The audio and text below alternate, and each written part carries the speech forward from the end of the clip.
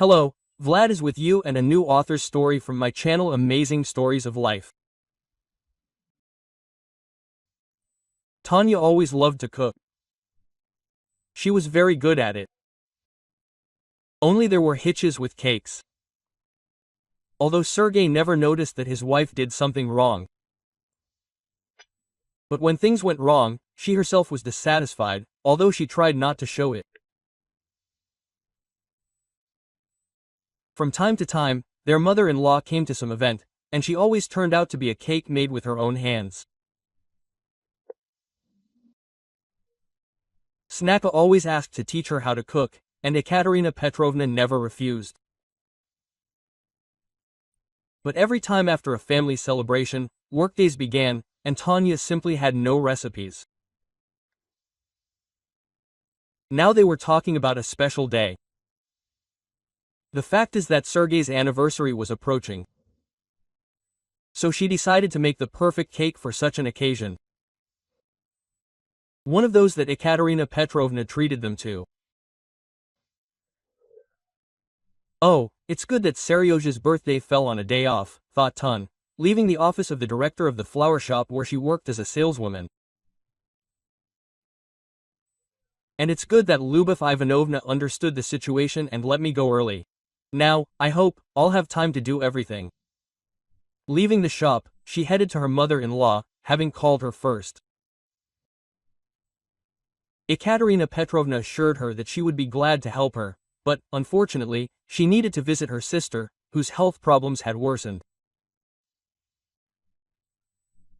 Her sister lived on the other side of town, and getting there with a transfer would take at least 40 minutes one way. And she still had to go back, and she'd have to stay with her sister. In short, she's alone now. Her daughter won't be back from practice until tomorrow evening. Well, don't be upset. Your sighs are making me lose track of everything, the mother-in-law smiled. Come, I'll wait for you, I'll give you my notebook. It contains recipes for a variety of dishes, including several cakes. And it also lists various subtleties. You are literate, you will figure it out. The old notebook of the mother-in-law is almost completely filled with recipes, and there were so many in it that, as Tonya estimated, it would take more than 1 month to study them. Fortunately, Ekaterina Petrovna was a neat woman. All the recipes were divided into sections. Moreover, if the space for salads ended before another section, which dealt with cold appetizers, then at the bottom in large letters it was written where to look for the continuation. Not a mother-in-law, but gold, thought Tonya. How much patience do you need to number all this? And write it all so neatly that it's easy to read. Oh, if only I had such handwriting. But sometimes I write today, and tomorrow I can't even make it out myself. My study of the notebook was interrupted by a phone call. It was Sergey. He said that he was delayed at work, and no one knew when he would get home. Can you imagine, this cargo plane? Well, the cargo plane still hasn't arrived, the husband began to explain. The flight was delayed, and it contained a batch of ICG devices for ambulances. They've already called me 7 times from the station, as if I was delaying my speech. They'll wait there too. Well, and the main thing is that they won't impose any fines. At the departure airport, 30 flights were delayed due to terrible weather.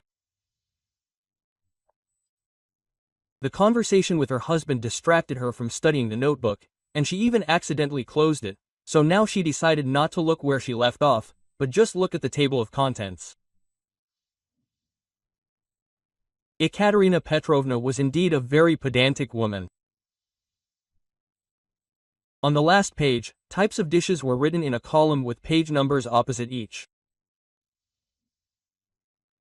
Cake recipes were in 2 sections. The first one was at the very beginning, the second one was closer to the end. Assuming that the ideal recipe had been written down in recent years, Tonya opened her notebook to the page where the second section began.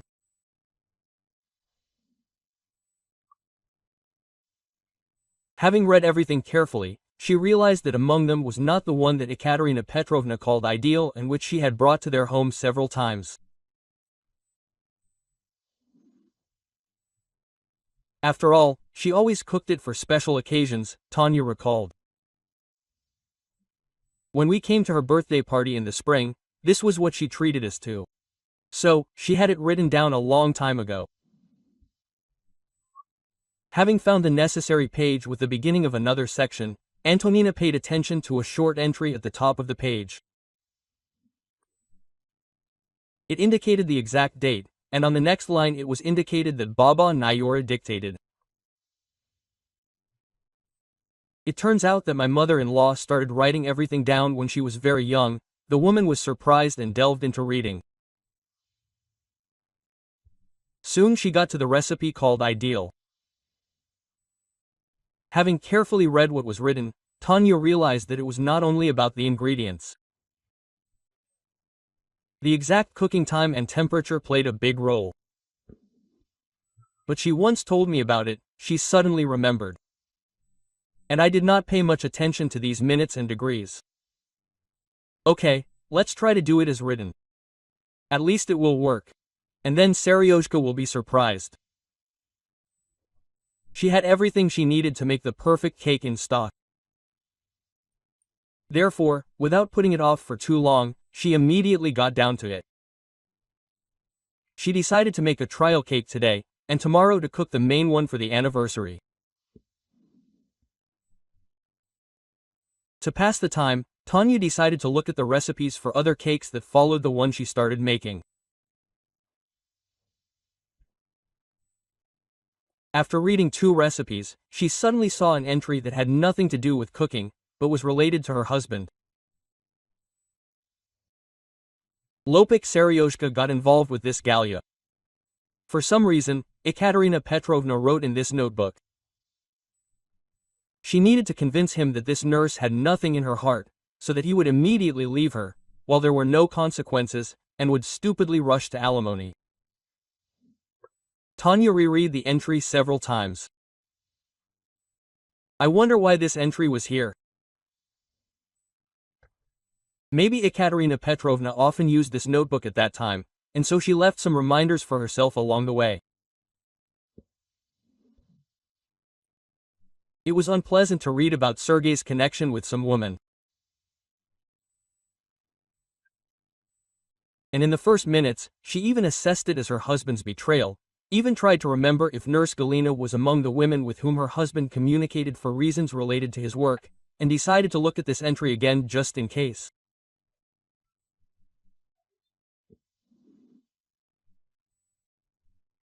Carefully examining each word, Tony, having read the concern about alimony, accidentally jumped to the next entry. At first, she did not even guess that she was reading something completely different. But when she stopped and turned back, she realized that this was no longer about Sergei or some woman, but simply another date indicating a new prescription. The latest information put everything in its place. Tonya felt relieved. It turned out that this nurse, who needed to be gotten rid of, had been in his life even before they met. So there could be no talk of any betrayal. The next morning, despite the day off, Sergei, having quickly had breakfast, got ready for work. We were supposed to deliver everything to the customers yesterday, he explained briefly. The delivery was already a day late, and now the flight was delayed. They waited for us at the ambulance station, but the city hospitals and the regional clinic agreed to accept the devices today. Sergei had barely left the house when his mother-in-law called her. So how are things? Everything is going well, she asked. Did you make a trial version? So how was it? Did Seryoza treat you? Quote, no? Well, that's right, he'll be surprised tomorrow. He won't even believe that you could do it yourself. Quote, what? I didn't get it, what entry? Well, right after the recipe for this cake, you wrote about some nurse Galya, with whom Seryoza was involved, Tony reminded. It's like you made a reminder for yourself so as not to forget. Well, I don't mean anything like that. It turns out that this was before we met. You're confusing something. I don't remember anything like that. It was impossible to tell from my mother-in-law's tone. In fact, she doesn't know what it's about. Or she just doesn't want to remember. Or maybe it wasn't me who wrote it. My sister's entries are there. Don't pay attention. Who knows who wrote what when? Better a cat than what? Ekaterina Petrovna started asking about the gift for her son. According to her, she had prepared it a month ago, but now she doubted whether the birthday boy would like it. Then she kept up the conversation. At the same time, she was evaluating her mother-in-law's words about the note in the notebook. At the same time, she gradually came to the certainty that her husband's mother was not telling her everything. What if that old relationship hasn't disappeared? Antonina thought, looking at the phone. Where is the guarantee that he is at work now and not with that nurse? Assuming that some traces of the old relationship could remain, Tonya decided to carefully look through all the old family photos. After all, her husband could easily forget, and something remained. It took her a couple of hours to look through the family photo archive. She did not come across a single photo in which her husband was captured with some stranger. And as for women in photography in general, in the oldest album she was able to find only photos related to her student years. Reassured by the results of her search, Tonya began to prepare for the next day. She wanted her husband's birthday to be truly festive. Sergei returned home only in the afternoon. And from the very beginning began to talk about the problems that arose when transferring the device to the hospital, and claimed that he had never met such bores as in the regional clinic.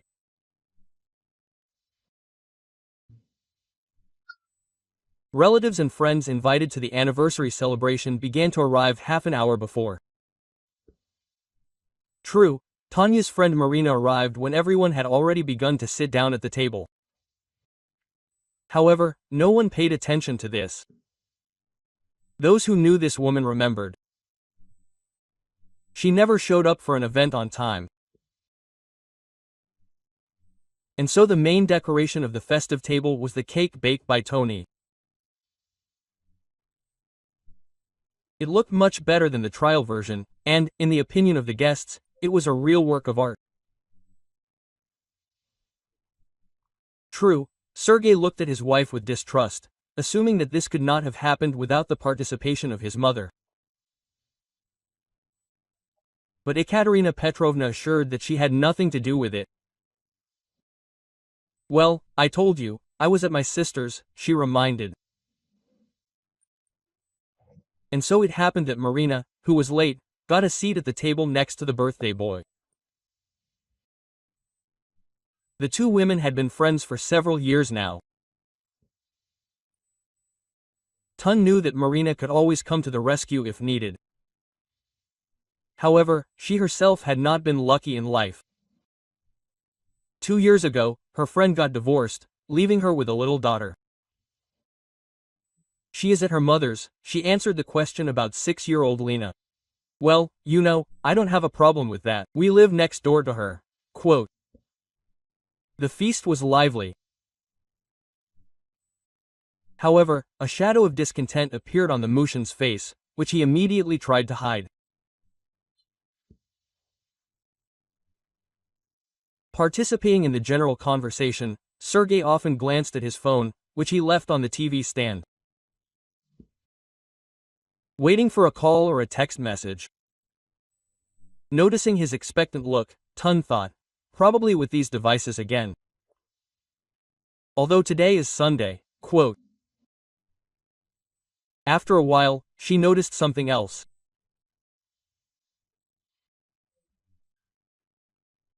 Marina, always polite, tactful, and able to behave in society, was constantly trying to get Sergei to look at her, while diligently making eyes at him and, as if by chance, touching his hand. What if this is not just like that? Tony thought involuntarily. What if they are dating? On Friday, Serioso arrived late. He said that the plane was late. Yesterday morning he left for work and arrived almost in the evening. Or maybe all this is not connected with the hospital. Here, Marinka is greedy, a beautiful woman, and knows how to throw mysterious glances, and she has a gift for gab. Reasoning with herself on this topic, Antonina tried to cast aside her suspicions, but in the end, her husband never gave her any reason to doubt his decency. But her friend behaved somehow incorrectly. Okay, I'll call her later and talk, Tony decided.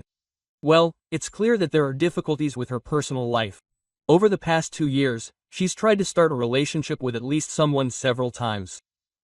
What kind of men are these?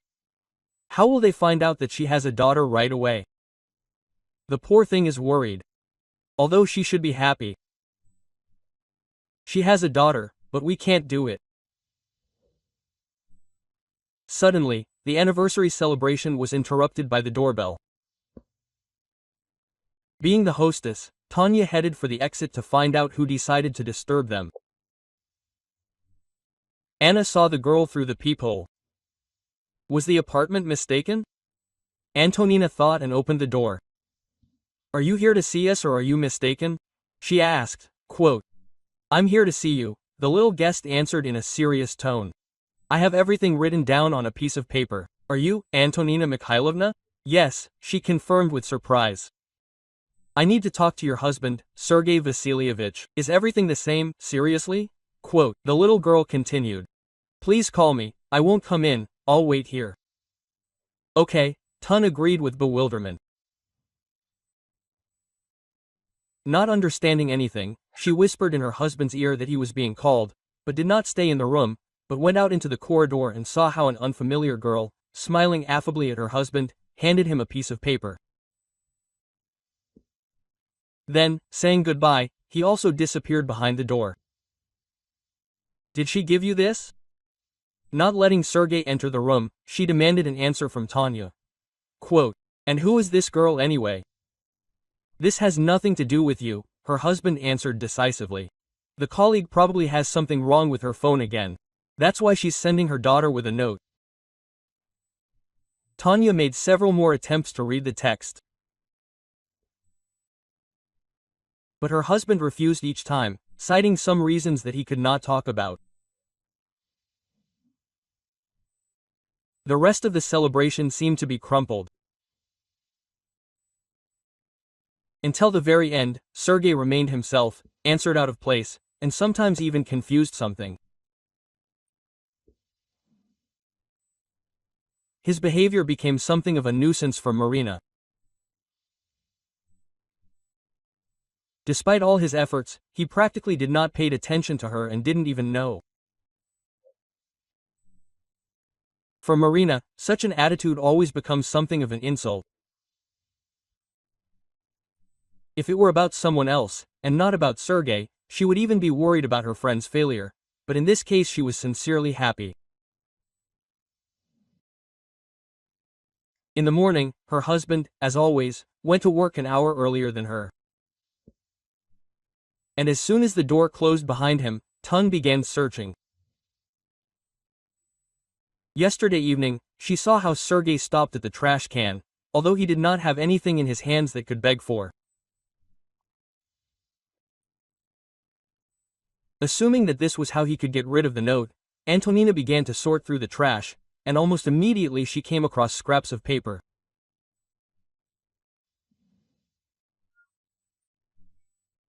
Having folded the scraps along the tear lines, Tonya was able to read the text and learned from it that someone was asking her husband for help for their daughter. The note was signed with the name Galia. Thoughtfully looking through the collected text, she thought about the fact that this was exactly the name in the recipe book.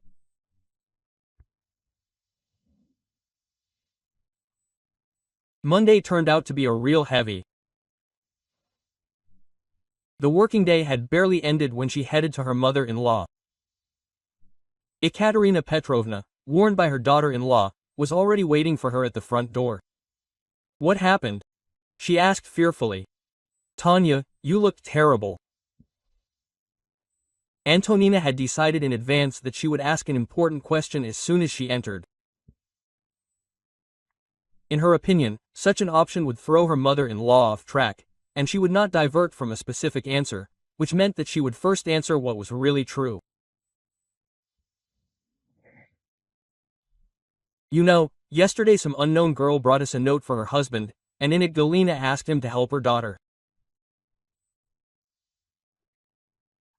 So please answer me, who is this woman mentioned in your notebook?" Tonya literally demanded. "I need the truth, whatever it may be. And please, don't make anything up anymore. Come in." The mother-in-law threw her dryly. "I understand that you are tormented by doubts. Perhaps we are talking about serious jealousy, but this is an old story and has nothing to do with you. Anyway, sit down and listen," she pointed Tony to the sofa, "otherwise you will really wind yourself up." According to Ekaterina Petrovna, the events began back when Sergei was studying at the medical university. It turned out that he was doing his internship at the clinic where Galya worked as a nurse. I was against their affair from the start. I don't know why, but, as they say, my heart just wasn't in it. The mother-in-law told me with a sad smile. Sometimes this happens. And what's interesting is that I couldn't find any specific downsides to her. And Seryoshka forgot about everything in the world with her. But don't take it too seriously. It was all a long time ago. And as Ekaterina Petrovna put it, her son's affair with the nurse was developing really fast. The woman didn't know whether they were going to the Legislative Assembly. But if they were going to, then, judging by subsequent events, they were in no hurry. However, it turned out that their relationship resulted in the birth of a daughter. I did not ask my son what he and this Galya were going to do next. I would very much like their affair to simply end for any reason. But as far as I understand, Seryoza found out about the nurse getting pregnant too late. He was already working in a regional clinic after his internship. His mother-in-law did not know how events were developing at that time. Her son told her about the birth of the child a few hours after it happened. I do not know whether Seryoza had any suspicions or there was another reason, but he did not recognize his daughter, said Ekaterina Petrovna. He claimed that the child was from some other man. And there was a trial, at which Galina demanded a DNA test. The result did not confirm the relationship, so Seryoza was not awarded alimony. So it turns out that the girl with the note is Galina's daughter? Looking into her mother-in-law's eyes, Tonya clarified. Yes, it was her. Ekaterina Petrovna was silent for a moment, then added. And it turns out that this nurse continued to consider Seryoza to be her daughter's father all these years, despite the test results.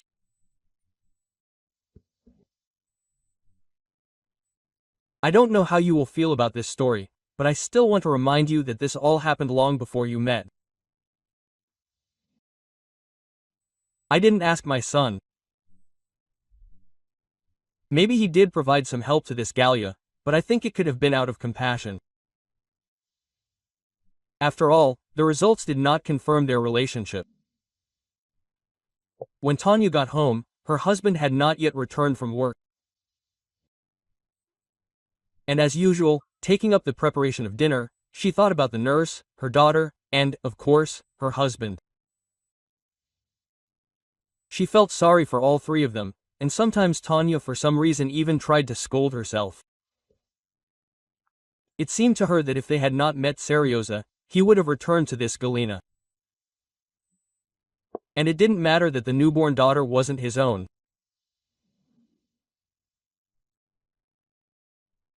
Tonya thought about this story all that evening and the next day.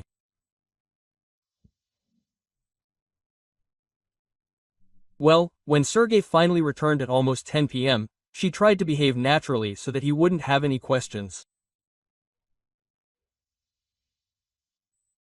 To be honest, her husband was pretty worried himself, although maybe he was just tired. He didn't tell her anything about his workday. He limited himself to the usual, tired as a dog. Returning from work that day, Tonya accidentally drove an extra stop. She remembered that she needed to get out only when she saw a huge chain store. However, she wasn't too upset because of her confusion. Walking a few hundred meters would be useful. After all, working at the flower shop was tiring, if only because they spent a significant part of the time sitting.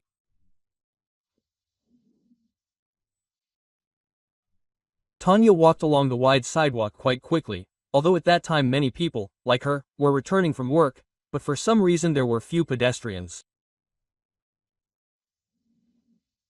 Having walked a couple hundred meters from the bus stop, she overtook a girl of about 11 to 1-year-old.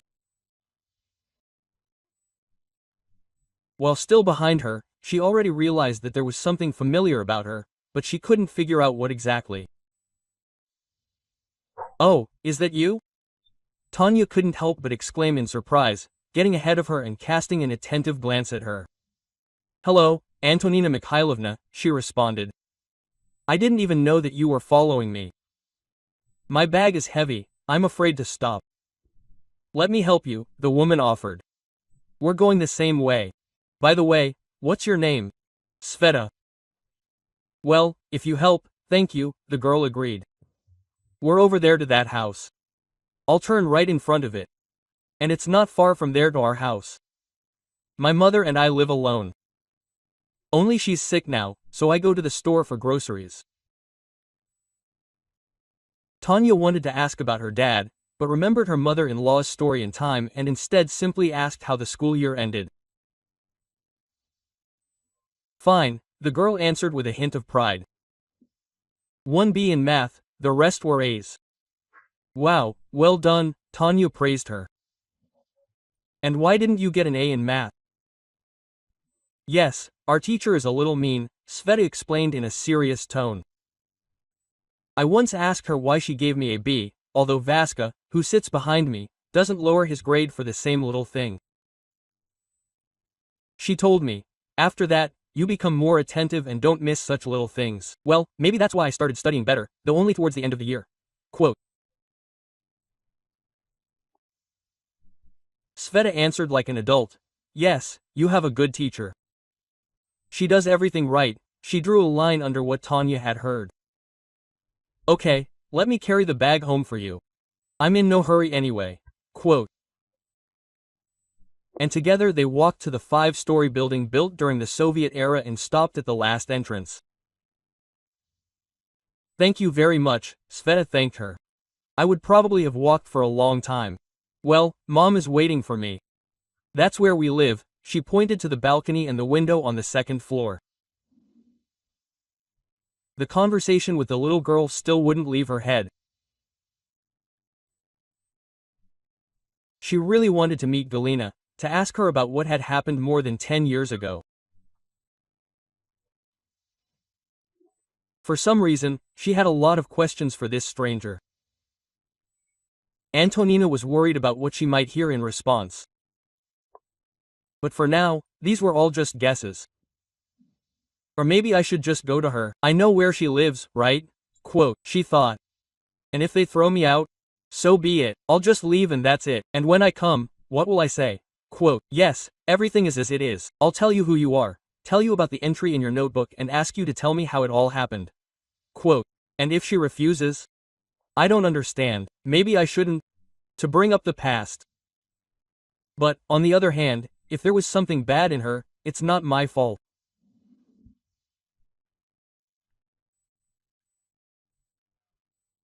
In the end, she considered her last decision to be the only right one, so immediately after finishing work she took a minibus towards her house, but got off at the next stop and went the same way she had walked yesterday with Sveta.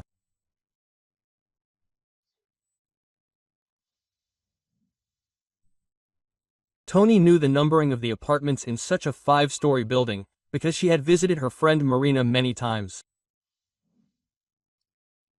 As a result, approaching the door of the 6th entrance, she confidently dialed 79 and pressed the call button. "Hello, Sveta," the woman greeted, hearing a child's voice. "This is Antonina Mikhailovna. I want to talk to your mother, if she doesn't mind." Quote, "Okay, I'll ask you now." There was no surprise in the girl's voice, but a hint of joy could be heard. Several seconds passed, which seemed endless to her. Waiting for an answer, she tried to leave several times, scolding herself for this unexpected and, quite possibly, unnecessary visit. "Mom said for you to come in," a small voice was finally heard. "I'll open it now." The flights of stairs that had to be climbed to the 2nd-floor landing seemed like real torture. Each step was a test. Several times she wanted to just turn around, leave the entrance and run away from this house. But then Tun found herself in front of the right door. "Come in," Sveta smiled affably. Galina, who was waiting for the uninvited guest, was lying in bed. Having greeted them, she suggested that they settle in an old armchair standing by the opposite wall, then turned to her daughter. "Sveta, don't buy anything extra, just bread and vegetable oil." "Okay, Mom," she responded. "And I didn't forget about the oil yesterday. It's just that the bag was heavy without it." Quote. When did the door close behind the little girl? Her mother, smiling slightly, said, "My daughter doesn't know that I'm terminally ill, she hopes that I'll get better." "But how long do I have left?" Quote. "The doctors say that everything can be different." "Yeah. But if nothing else happens, it's scary. It's scary that when I'm gone, there will be no one to take care of Sveta. I don't have any close relatives left. There are cousins, but they never kept in touch with me before, so I don't know. It's not clear at all whether Sveta will be able to live normally in an orphanage. She's very talented. She studies well at school, she even writes poetry. She probably got it from me," Galina smiled. "I have always been into poetry, but my daughter is better at it. At least a year and a half. She can already write real adult poems." Tonya listened silently, decided not to ask questions or interject for now. Galina seemed ready to tell everything herself. Well, and if she keeps silent about something, then that's how it should be. "I worked as a nurse in the clinic where Sergey was doing his internship." The hostess suddenly changed the subject. "I don't know how it all happened, but I fell madly in love with him. And it happened right away, literally seconds. I saw him, and then it was like an electric shock. And whether he loved me, I don't even know. He said he did. However, that's probably true. Sometimes, as I understood, he was ready to carry me in his arms." The woman fell silent, looked away. Probably, these memories were something like an old pain for her. The pause lasted several minutes. All this time, Tanya simply looked at her, realizing that once this woman was, without any exaggeration, a dazzling beauty. Even now, being sick, she remained unrealistically beautiful. Then the internship ended, and Sergey was immediately called to the region. Finally, Galya continued. He was very talented. Even without normal experience, he made the correct diagnosis based on symptoms alone. 6 months later, I realized that I was pregnant. By this time, I was somehow uneasy. Sergey constantly said that he loved me, but did not ask me to marry him. And he took the news of the pregnancy as some kind of blow. He persuaded me to have an abortion. He claimed that it was too early to think about children. First you need to get back on your feet. And when I said that it was too late to do this now, our relationship began to fall apart. Then Sergey completely declared that the woman pregnant was not his. Silence fell again. For some reason, Tonya looked at Galina with horror. She simply could not imagine how she had once lived through all this. And so, soon after giving birth, I filed a lawsuit against Sergey for alimony. The woman told me in an indifferent voice. After all, I was left alone. True, I had this apartment, inherited from my great-uncle. When I was studying at medical college, I lived with him. He and my grandmother had no children, and then my grandmother passed away. And so, as it turned out, my grandfather wrote a will in my name. True, things were bad with money. It's good that my parents sometimes helped. Then I didn't listen, holding my breath. Then Galya went on to say that the court ordered a compulsory DNA test, and the results of the analysis were negative. At the very beginning, I noticed that Seryoza was communicating with some strange young people. The landlady continued in the same indifferent tone. He said that they were 2 years ahead of him in school and managed to get a job in some cool laboratory.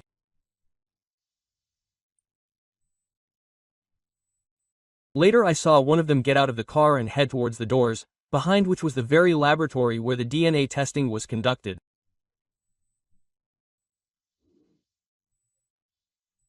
You see, I had no other man besides Sergey, so the pregnancy was only from him.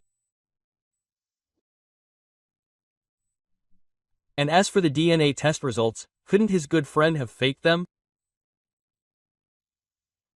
The woman fell silent again. Analyzing what she had heard, Tonya realized that Galya would not tell us more about what had happened several years ago. But what should she say in response? Are words even necessary here? Galina, Tonya finally turned to her.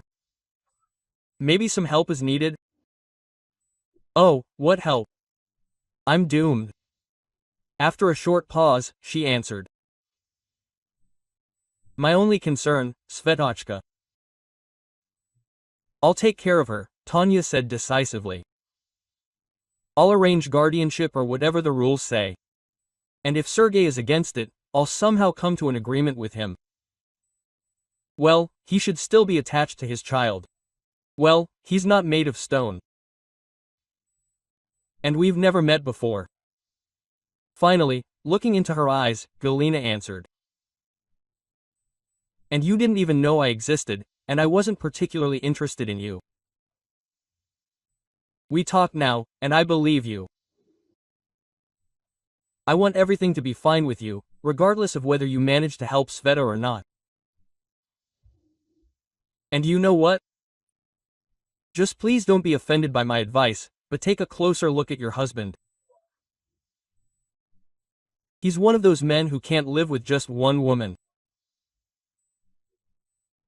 I was already convinced of this when we were in a relationship, but I drove away thoughts of cheating.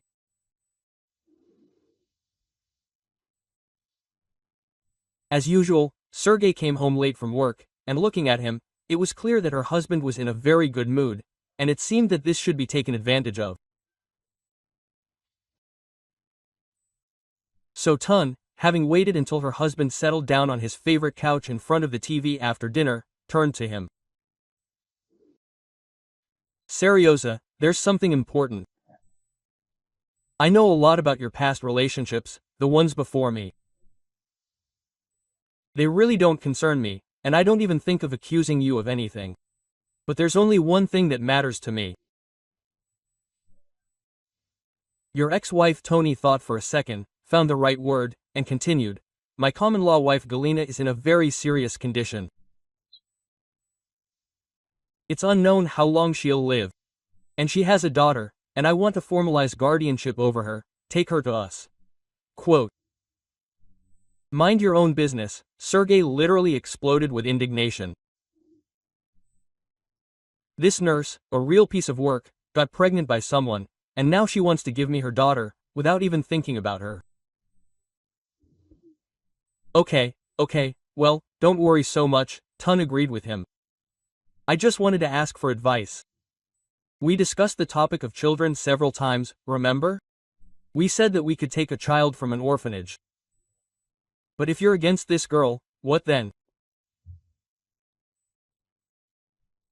Having calmed Sergey down and assured him that she would return to this topic more often, Antonina decided to check Galina's words about the possible falsification of the DNA test.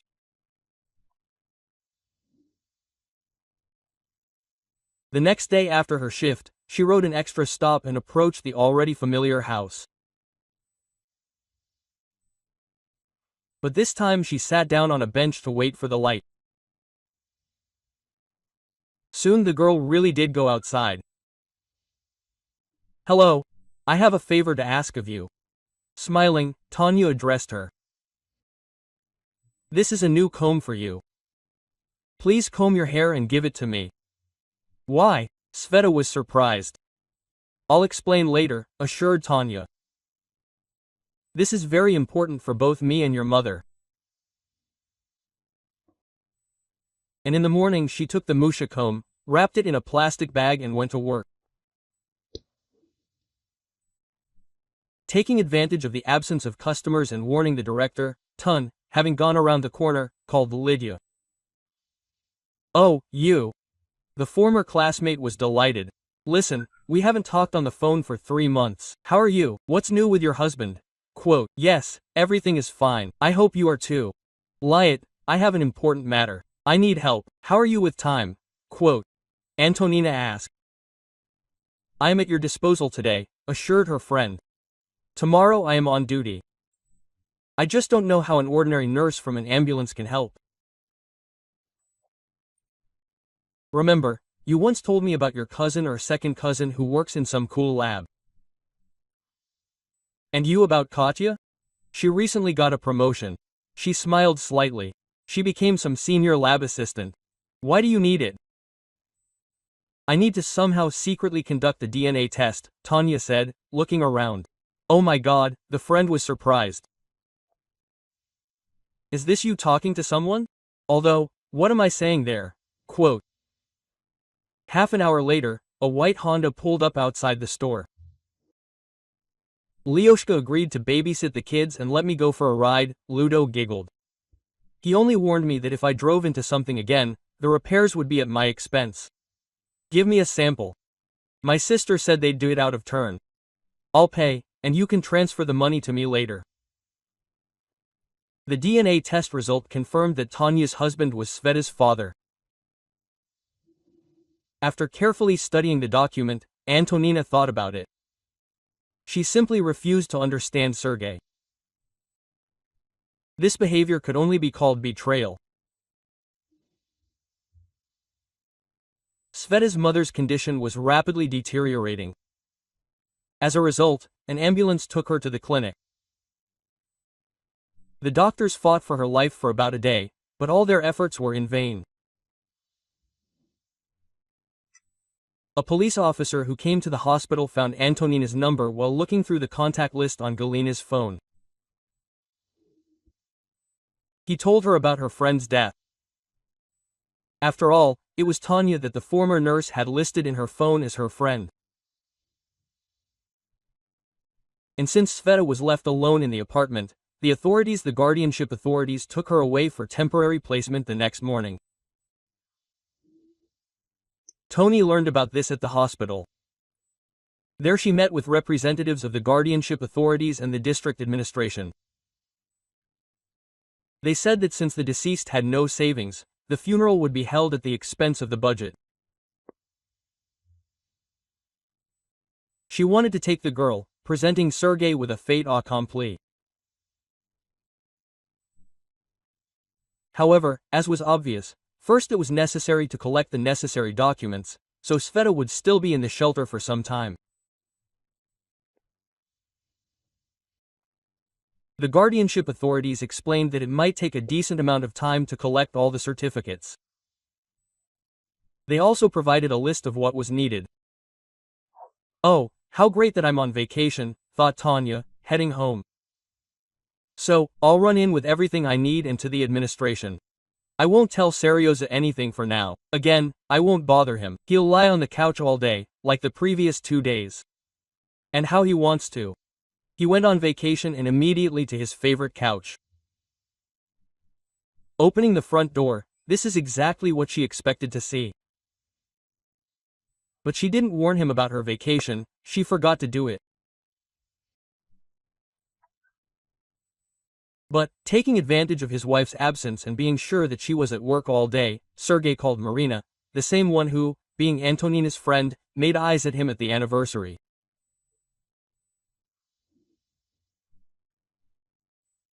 And so, entering the apartment, Tonya heard some strange sounds coming from the room, the door to which was slightly open. He's completely freaked out, thought Antonina. What did he find on the internet? He's looking. Now I'll give him what for. Her assumptions were not confirmed. Sergei was not at all in front of the computer monitor. He was on the unfolded sofa with her best friend.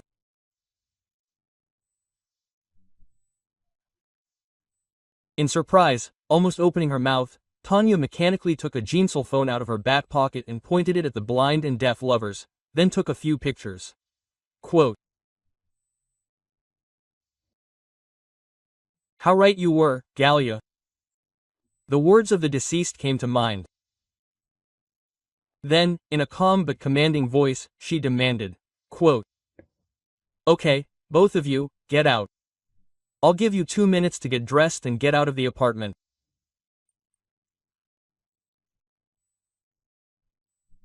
When Sergei Barmacha inaudibly followed Marina out, Tonya took the necessary documents, found the keys to the second lock of the front door, which was never used, locked the apartment and went to court in order to first file for divorce.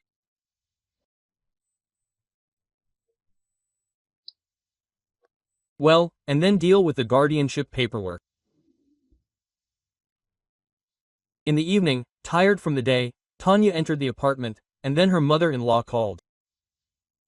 As she understood, Sergei decided to hide out at his mother's until better times. Quote, "Well, you shouldn't fuss," Ekaterina Petrovna turned to her. "Well, the guy lost his temper, couldn't resist some amorous lady. So what now? Anything can happen in life. I don't know, maybe you're not without sin either, but everything will calm down for you. You never know, maybe it will work out with the baby." It already worked out. She decided to tell her mother-in-law Tonya's news. "Congratulations, you already have a granddaughter." Tunbrala got all the necessary documents in a week. However, the director of the dead home denied her the right to guardianship. As one of the employees whispered to her, a man had come to the management the day before. The woman described the guest and didn't even understand. It was Sergei. On Lyuda's advice, having received a refusal, she went to see a lawyer. Her friend assured her that he was a very good specialist who didn't charge much. After listening to her, Yuritsa agreed to help. And the next morning, the director of the orphanage called Tonya.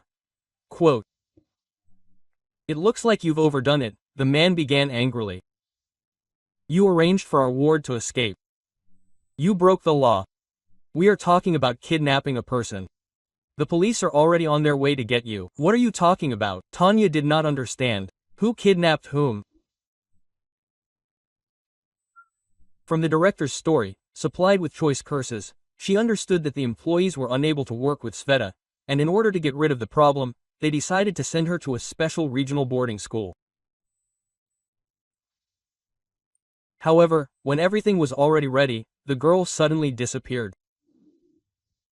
In the morning they missed her. Having calmed down a little, the director reported, and she was already gone. If they had only assumed that she would escape, they would have locked her up. So, but if she is not with you, where could she have gone? What do you think? And half an hour later the police actually came to Tonya. True, they did not suspect that she had organized the escape. They were simply collecting at least some information about the fugitive, who she communicated with, where she went, what she was interested in. Having learned that they communicated very little, and therefore she has no answers to these questions, the police retreated, asking to call back if the girl comes to her. Left alone and thinking a little, she realized where to look for light.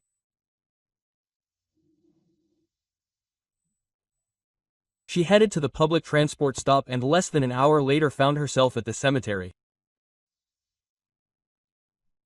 Here, at the fresh grave where Galina was buried, Tonya found Sveta. They sat for a long time, hugging on one of the small benches installed near the graves, and then headed for the exit. Arriving as a grandfather, Tonya asked the director not to scold the girl, but to help with the registration of guardianship. This time the man did not interfere. Having picked up Sveta from the orphanage, Tonya took a taxi, and as soon as the car stopped in front of her entrance, she received a call.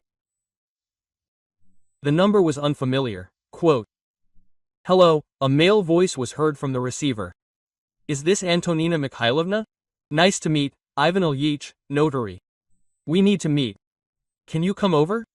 He gave the address. "Tomorrow would be better, but if there is time, right now will do."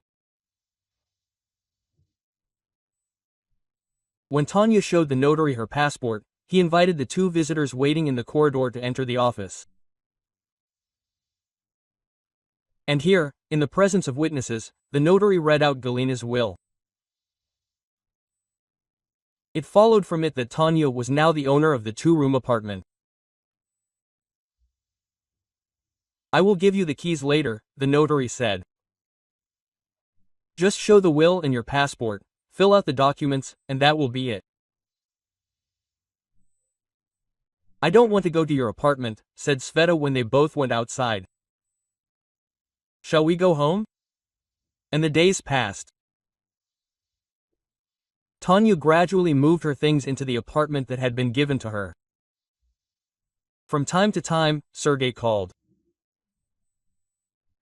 He assured her that she would not receive anything in the divorce and division of property, and also demanded that the apartment be opened for him.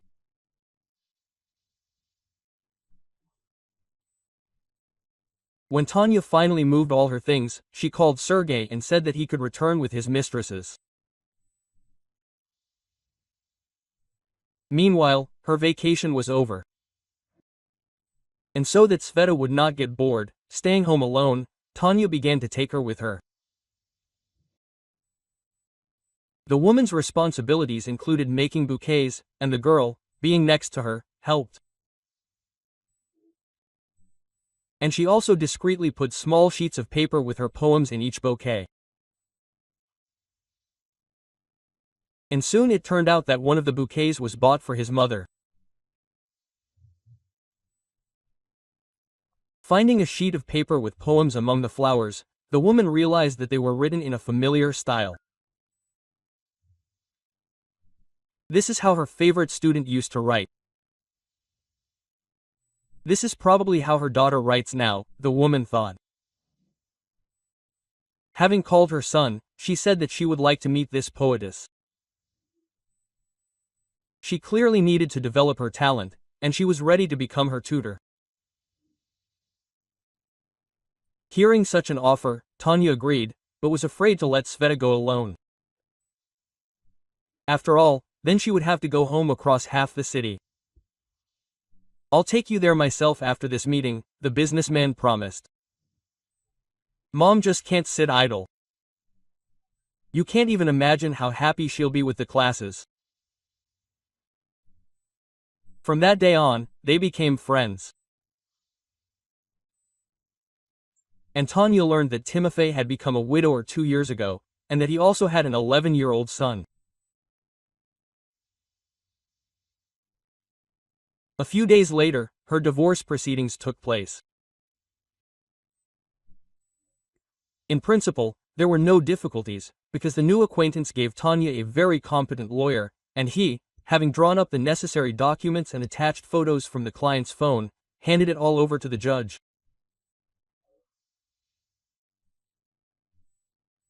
Having seen the photos taken by Tonya, in which it was easy to recognize Sergei with his mistress, the judge immediately granted the divorce claim.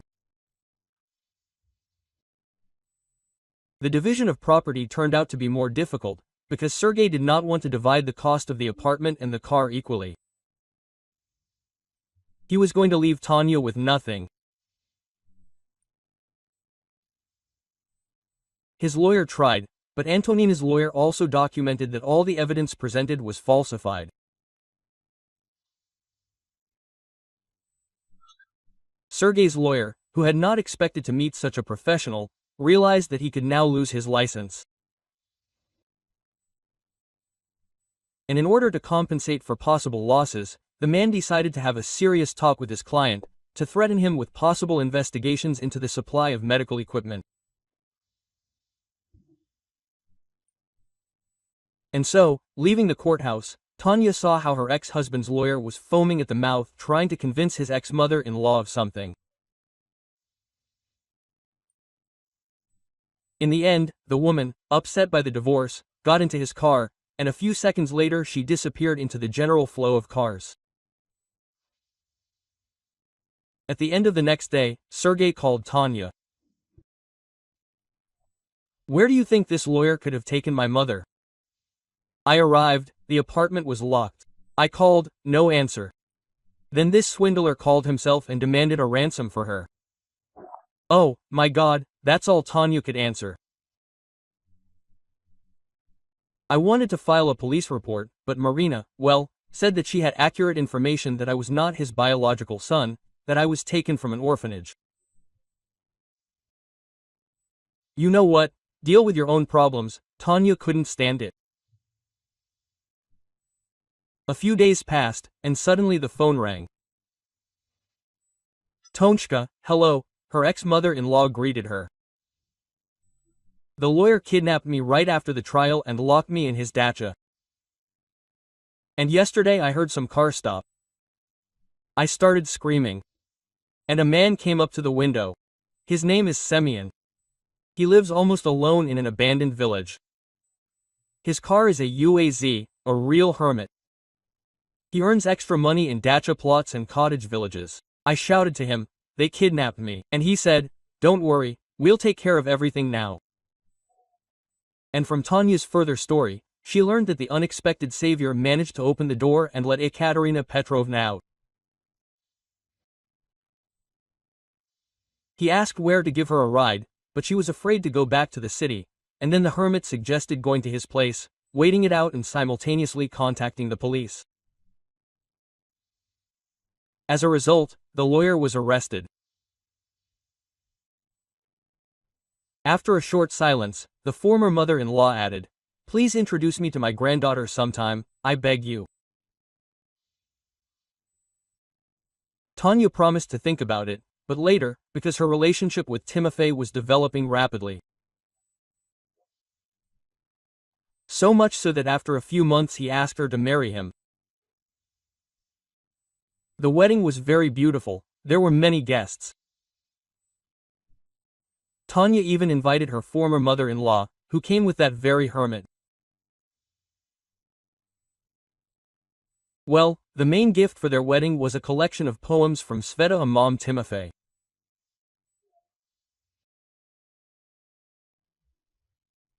If you like the story, please support me with the thumbs up button. It's just one click for you, but it's very important to me. Thank you.